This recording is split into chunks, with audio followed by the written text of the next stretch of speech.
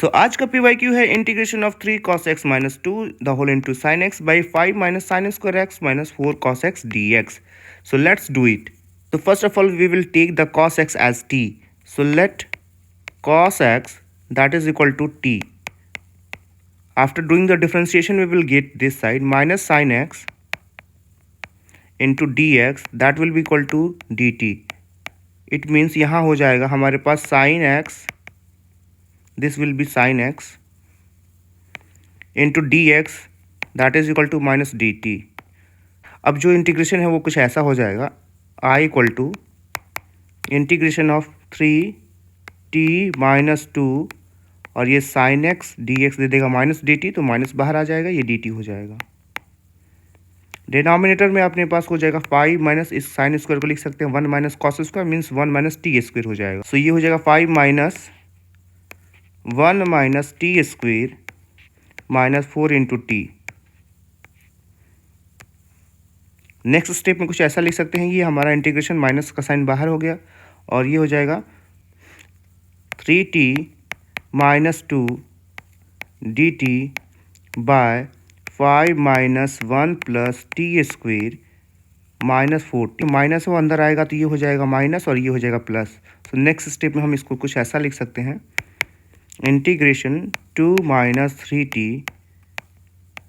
Bye t square minus 4t plus 4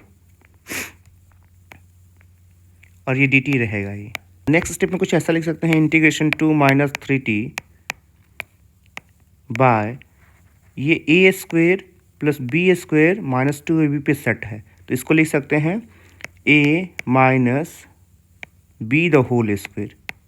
इससे ज़्यादा कुछ नहीं लिख सकते हैं. नेक्स्ट स्टेप में इस फ्रैक्शन को हम ब्रेक कर देते हैं. सो ये हो जाएगा हमारे पास 2 by T minus 2 the whole square minus 3t by T minus 2 the whole square. Sign of integration always be there. Next step में हम कुछ ऐसा लिख सकते हैं, इसको अलग इंटीग्रेशन दे देंगे, इसको अलग इंटीग्रेशन दे देंगे. द होल dx है हमारे पास, this is whole dx, I mean dt, this will be dt. So next step में हो जाएगा इंटीग्रेशन 2 बाहर आ जाएगा dt by T minus 2 the whole square minus 3 बाहर हो जाएगा और ये t by T minus 2 the whole square dt हो जाएगा. Now as we are getting to know this is the first part and this is the second part, तो इसको हम I1 ले लेंगे और इसे हम I2 ले लेंगे. So let's proceed for the I1 first. So I1 हमारे पास कुछ ऐसा है 2 the whole into D T by T minus 2 the whole square. So यहाँ हम कुछ ऐसा कर सकते हैं, t माइनस 2 को हम लेते हैं u, let t minus 2 equal to u. So यहाँ डिफ्रेंशिएशन करेंगे t के रिस्पेक्ट में, सो ये हो जाएगा 1 equal to D U by D T, यानी कि यहाँ हो जाएगा D T equal to D U, D T that is equal to D U. So यहाँ हम कुछ लिख सकते हैं ऐसा कि ये हमारे पास हो जाएगा I1 that is equal to 2 into integration of ये डी टी जब पे डी यू डाल देते हैं और ये 1 टी माइनस 2 को हमने जेड लिया है, u लिया आई मीन, तो ये u स्क्वेयर हो जाएगा. सो पावर रूल लगाने के लिए हमें ये ऊपर ले जाना पड़ेगा, t to the power minus 2 d u. ना इसका इंटीग्रेशन कर लेते हैं तो I1 निकल के आ जाएगा हमारे पास 2 the whole into u to the power minus 2 plus 1 by minus 2 plus 1. So ये हो जाएगा हमारे पास 2 into u to the power minus 1 by minus 1, यानी कि आ जाएगा this is minus 1 actually, minus 2 by u. यहाँ u की वैल्यू पुट कर लेते हैं. सो I1 अल्टीमेटली आ जाएगा हमारे पास minus 2 by and u we have this much, u equal to t minus 2, यहाँ लिख देंगे टी माइनस 2, टी माइनस 2, ये I1 आ गया. Now let's come with the I2. Since हमारे पास I2 जो है वो है I2 इक्वल टू I2 हमारे पास ये है, ये कुछ ऐसा है 3 into integration of t by T minus 2 the whole square D T. So इसको यहाँ लिख सकते हैं 3 the whole into T by T minus 2, this is minus 2 the whole square into D T. So यहाँ भी हमें t-2 को v लेके चलना होगा। So let t-2 that is equal to v, और डिफ्रेंसिएशन कर लेते हैं यहाँ। तो ये हो जाएगा आपके पास dt इक्वल टू dv हो जाएगा, क्योंकि इसका डिफ्रेंसिएशन 1 होता है और इसका डिफ्रेंसिएशन 0 होता है। इसका dv बाई dt होगा, तो dt क्रॉस मल्टीप्लाई करके dt equal to dx, dt equal to dv आ जाएगा। सो ये हमारा I2 कुछ ऐसा बनता है, 3 the whole into integration of t की वैल्यू यहाँ से निकालेंगे तो ये हो जाएगा t equal to v plus 2, means t की वैल्यू आ गई इन टर्म्स ऑफ v। यहाँ सब्सटीट्यूट कर लेते हैं, यहाँ हो जाएगा v प्लस 2 और dt की जगह पे हम रखेंगे dv, और यहाँ t-2 मीन्स v स्क्वायर। सो ये हमारे पास कुछ ऐसा हो जाएगा।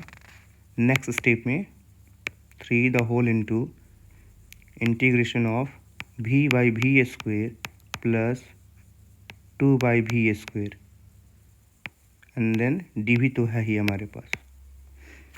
सो नेक्स्ट स्टेप में कुछ ऐसा लिख सकते हैं, इसको तोड़ के हम कुछ ऐसा लिख सकते हैं, 3 the whole into integration of 1 by v dv plus 2 into integration of 1 by v square dv।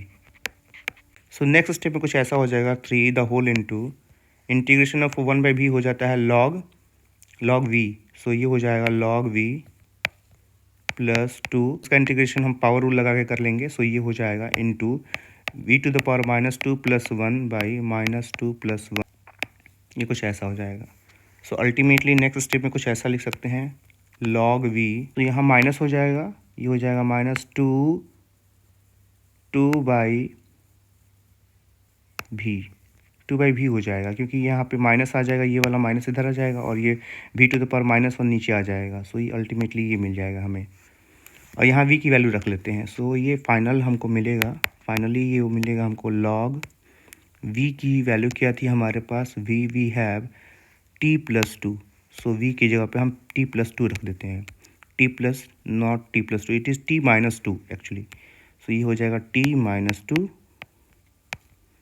ये -2 बाई t-2 हो जाएगा। Now this is the I2 exactly what for which we were looking. Now this is I2 and this one is the I1, ये I1 है हमारे पास, this is I1 and that is I2। so हम लिख सकते हैं यहाँ पे since I equal to I1 plus I2, so I1 हमारे पास क्या है, I1 we have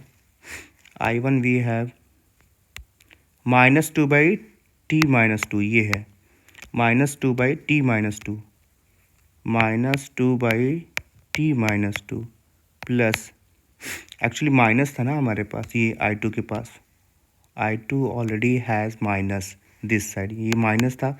so minus का साइन देंगे यहाँ पे पहले, दिस मस्ट बी माइनस, यहाँ माइनस हो जाएगा, और 3 the whole into log t-2 -2 by t-2 and then plus c। Now it's time for putting the value of the t, जो हमने शुरुआत में t लिया था उसको हम पुट कर लेते हैं। t की वैल्यू थी t we have t equal to cos x। So ये जो है t की जगह पे cos x हम पुट कर लेंगे फाइनल आंसर में। सो हमारा आंसर कुछ ऐसा निकल के आएगा, I equal to -2 by cos x -2 -3 log cos x -2 again -2 by cos x -2, this is -2 actually, plus c, this will be plus c। now this is the ultimate answer।